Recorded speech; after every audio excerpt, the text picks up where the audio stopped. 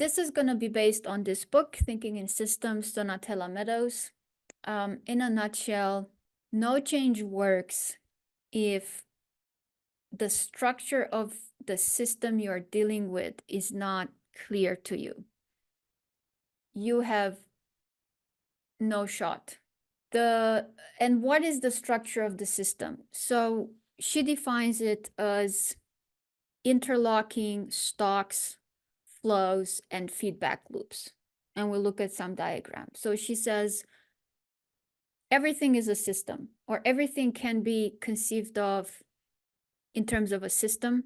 Why? Because everything moves. There is nothing in the human reality, at least, but I feel comfortable saying beyond the human reality as well, that is in a state of absolute stasis, right? So everything moves. Whenever something moves and it has some kind of causal web, it exists in a causal web, you're dealing with systems.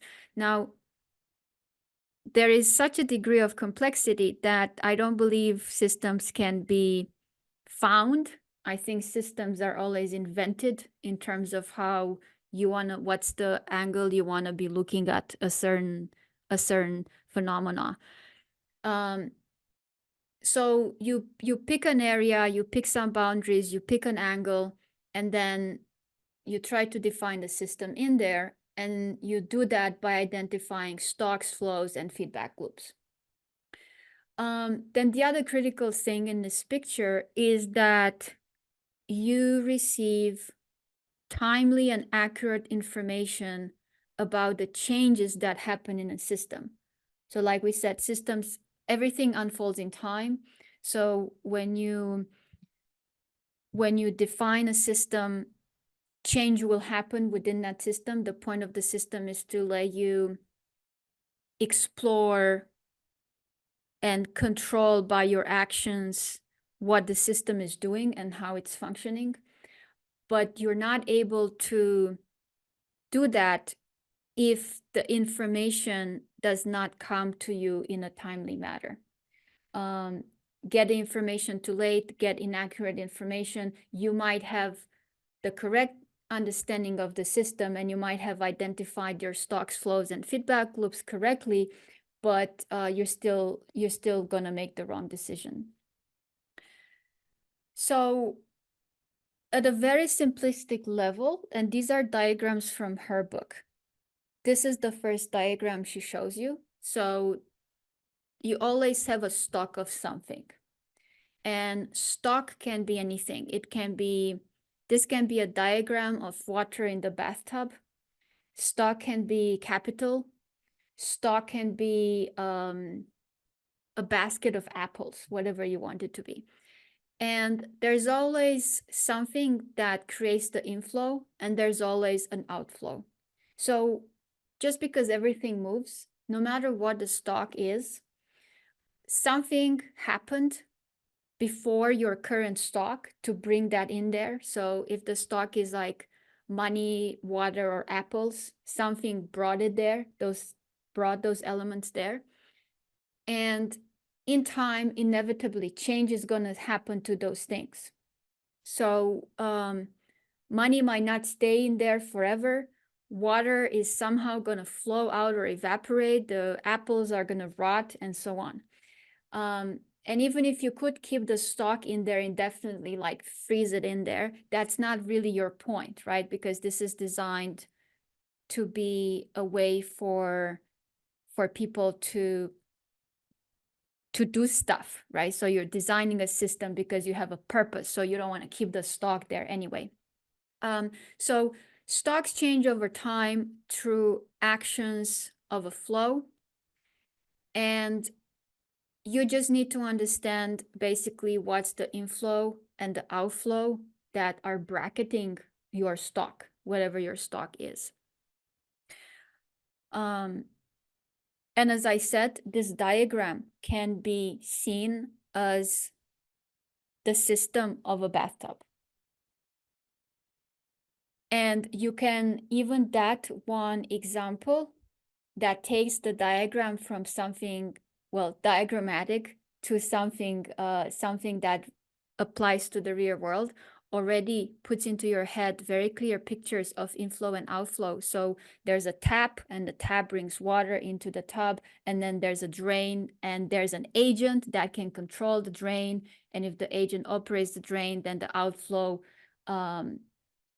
lets the water out of the bathtub. And from that level of simplicity, you can kind of keep growing this diagram. And the systems that she focuses on the most are the ones that have to do with capital. And she walks you through what all of the notation you see here mean in terms of movement. So for this diagram, she talks about how the greater the stock of physical capital, for example, so physical capital would be machines and factories, so like hardware in the economy and the efficiency of production. So the greater the stock and the efficiency of production, the more output, so goods and services that can be produced. But then when you're looking at all of these things, you will see that you're running into some issues. For example, the stock of physical capital, your machines and your factories, there's always depreciation in that. Your machines will break up after a certain amount of time. You will need to service them. You will need to update them in certain ways and so on. So all of that decreases the money that you have available to then go back into the system, to put back into the system and so on. The entire book is an exercise in learning how to ask questions about the interdependence on an arrow of time, because time always flows, which actually always pressures you into understanding the relationships and their change. There is a point that can be reached where your understanding of a dynamic system and of the potential relationships as time unfolds allows you to apply these principles to anything. This is a diagram she has where, aside from capital, which in this case is money, that also has certain types of depreciation attached to them, you have a part of the business that you're talking about that's extraction of resources. This is a very interesting chapter because it's very relevant to the parts of the discussion where we're talking about how many of us are perceiving a certain state of, how should we call it, a certain state of anxiety about the depletion of natural resources and the things that are being done in that extraction of resources.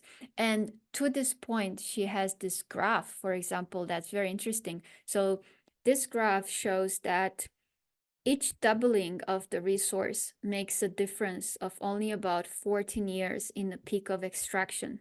Now, take the of course, 14 years is very much dependent on what is being extracted and where and the technology.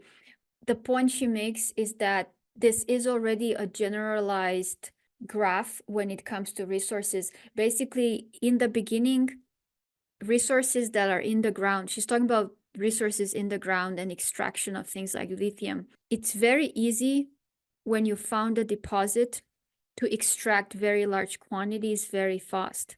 But the deeper you have to go, so the more the resource depletes, the more you have to double the resources that you need to continue that extraction at the same rate.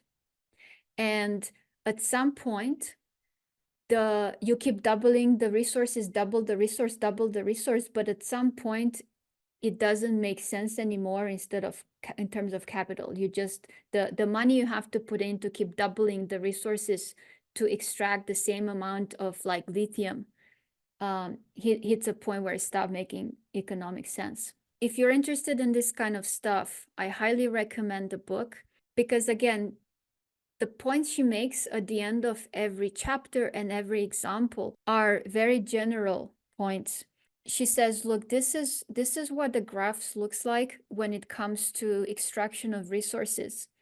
But actually, in terms of generalized dynamic systems, this is something quite common. This kind of graphs is the kind of things that dynamic systems tend to do. This is how dynamic systems tend to behave. And this is the kind of illnesses they fall prey to. And this is the kind of deaths that they tend to die of. It very much applies to, obviously, extraction businesses, but you will see similar behaviors of dynamic systems, even if you are mapping things out in a totally different field.